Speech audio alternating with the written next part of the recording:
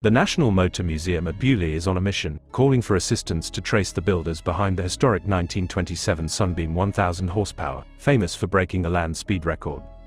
This iconic car, weighing 4 tons and measuring 23 feet 6 inches, aimed to shatter the 200 miles per hour barrier. And on the 29th of March 1927, driven by Sir Henry Segrave, it achieved that very milestone, clocking an astounding 203.792 miles per hour over the flying mile at Daytona Beach, Florida, USA.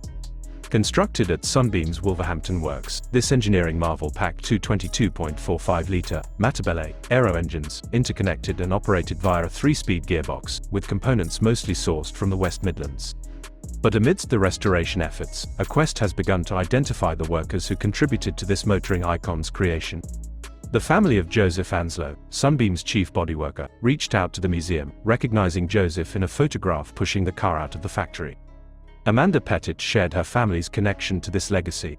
Amid anecdotes of Joseph considering the Sunbeam his baby, the museum hopes to uncover more stories from families linked to the car's construction. As the restoration aims to preserve history, the museum seeks to connect with families associated with the Sunbeam 1000 horsepower, adding personal dimensions to its heritage.